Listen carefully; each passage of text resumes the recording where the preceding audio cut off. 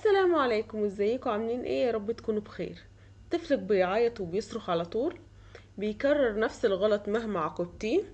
يمكن جربت انك تزعقي او انك تهدديه، جربت انك تحرميه من الحاجات اللي هو بيحبها، لكن مفيش فايدة. لو ده حالك فالفيديو ده معمول علشانك. هنتكلم النهاردة عن مفهوم التربية الإيجابية. يعني ايه تربية إيجابية أصلا؟ وهنبدأ مع بعض خطوة بخطوة عشان تربي طفل واثق في نفسه وفي نفس الوقت بيحبك وبيسمع لك. في فرق، ازاي نعمل الموازنة دي من غير ما تزعقي وتتعصبي وتتعبي في نفسك؟ أول حاجة، يعني ايه تربية إيجابية أصلا؟ التربية الإيجابية ببساطة جدا هي تربية بتعتمد على الحب والاحترام والحزم. 3 حاجات مع بعض في نفس الوقت: الحب والاحترام والحزم. انك بتحب طفلك وبتحترميه مش معناها ان الطفل يعمل اللي هو عايزه، ومش معناها كمان ان الاب والام يخافوا يقولوا لابنهم لا.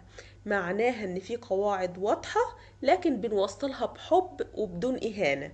يعني احنا هنعمل اللي في دماغنا، بس بدل ما نعمل اللي في دماغنا واحنا بنهين طفلنا، لا، نعمل اللي في دماغنا واللي احنا عايزينه واللي شايفينه صح واحنا بنحترمه وبنحبه. يبقى احنا دلوقتي عشان نربي تربية ايجابية هنعمل 3 حاجات: هنتعاطف مع مشاعر الطفل، هنحسسه ان احنا حاسين بيه مش مستهزئين بالمشاعر بتاعته، هنحط حدود واضحة لغلط الطفل، حدود واضحة هو عارفها الصح والغلط، وهنعلم الطفل السلوك الصح بطريقة بناءة. بطريقة بناءة يعني احنا هنوجه الطفل ونصحح سلوكه بطريقة وبأسلوب يكون مفيد للطفل، يكون في احترام ويخليه يتعلم ويطور من نفسه للأحسن، بدل ما نحسسه بالإهانة أو بالخوف أو بالذنب.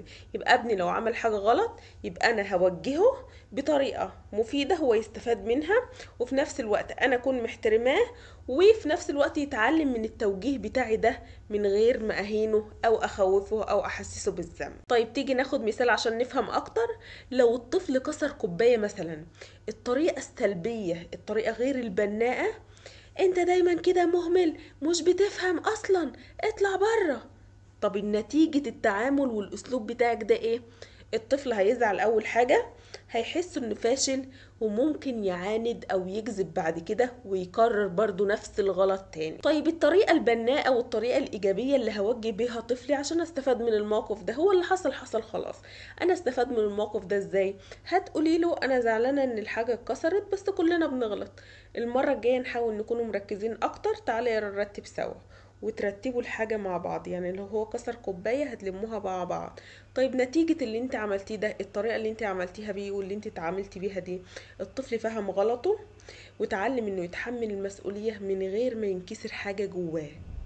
علشان الطفل اللي بينكسر من جواه بعد كده بيخاف يقول رأيه او بيعتذر كتير لو ما غلطش حتى، او العكس ممكن يتحول لطفل عدواني وطفل عنيف لانه حاسس انه مش محبوب وانه دايما غلطان. فممكن طفلك ينكسر من جواه ويكون خايف طول الوقت او عدواني طول الوقت وشخصيته قوية. لما بتصرخي على ابنك او تحرجيه او بتذليه عشان يتصرف غلط، انت كده بتعاقبيه مرتين: مرة على الفعل اللي هو عمله ومرة على شخصيته. والطفل لما بتعاقبيه على شخصيته دي اللي بتكسره من جواه فعلا وبتسيب علامة أصعب من أي عقاب انت ممكن تعمليه معاه. فبلاش أي تعليق أو أي عقاب ما يخليش الطفل يتعلم من غلطه، احنا عاوزينه يتعلم من غلطه، أصل اللي حصل حصل. فلازم كل موقف أخليه يفهم ويعرف يتصرف صح بعد كده عشان تبقى تربية بناءة، تربية إيجابية. طيب تعالوا نفهم أكتر ليه التربية الإيجابية دي مهمة.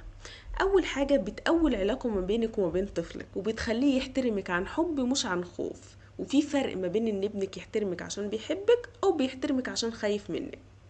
تالت حاجة بتخليه واثق في نفسه ويحس كده انه ليه قيمة في الحياة. رابع حاجة بتقلل نوبات الغضب والعناد مع الوقت. مع الوقت هتحسي ابنك بقى اهدى ونوبات الغضب قلت. خامس حاجة البيت بيكون هادي والأم بتبقاش متوترة، يعني بتكون هادية شوية شوية صغيرين، على عكس التربية العنيفة طبعا اللي بتخلي الطفل يكتب مشاعره جواه ويتمرد بعد كده ويعند. أو التربية المتسيبة. يعني ايه التربية المتسيبة؟ يعني التربية اللي بتخلي الطفل مش عارف الصح من الغلط.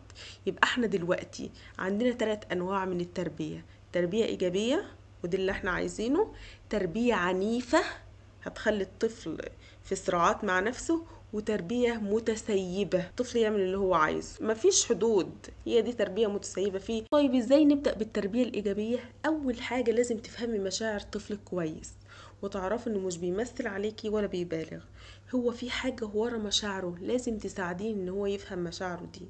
يعني مثلا ابنك زعلان، طب تعالى نحكي له ونعرف انت زعلان ليه، وتعرفي السبب بالظبط. تاني حاجة تحط قواعد واضحة وسهلة، يعني الحاجات المسموح تعملها في البيت كذا وكذا، الحاجات الممنوعة كذا وكذا. في البيت احنا بنحترم بعض، ممنوع الضرب، قاعدة واضحة وصريحة.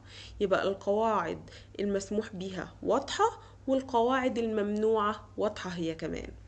تالت حاجة لازم تكون قدوة لابنك في السلوك اللي انت عايزاه. يعني ابنك عاوزاه يكون هادي، لازم انت كمان تكوني هادية، هيتعلم الهدوء منك. رابع حاجة شجعي السلوك الحلو عند طفلك، يعني مش لازم دايما هدية، اوقات كلمة انا بحبك، انا فخورة بيك بتفرق جدا مع الاطفال. خامس حاجة علميه يتحمل نتيجة تصرفاته، يعني بدل ما تعاقبيه خليه يشارك في حل المشكلة. هو مثلا كسر اللعبة بتاعته، خليه يجي يلا عشان نصلحها سوا، تعالى يلا عشان نصلحها سوا، او تخصمي من مصروفه جزء بسيط عشان يتحمل مسؤولية اخطائه وتصرفاته.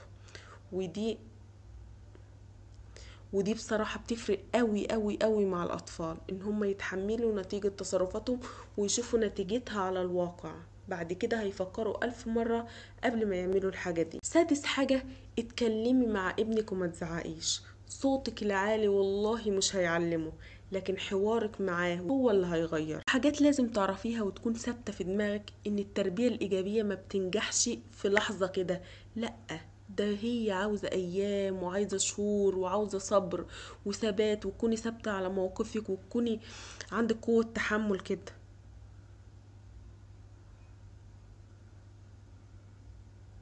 وكمان مهم ان الاب يشارك بنفس الطريقة، انت والاب تكونوا متفقين على الطريقة اللي هتتعاملوا بيها مع الاطفال. وافتكري دايما ان الطفل مش بيختبرك، هو بيطلب منك المساعدة، فلازم تفهميه وتساعديه صح، تفهميه وتساعديه بالطريقة اللي هتنفعه فعلا. كل مرة بتختاري انك تحضني ابنك بدل ما تزعقيله، انت بتبني فيه ثقة وامان.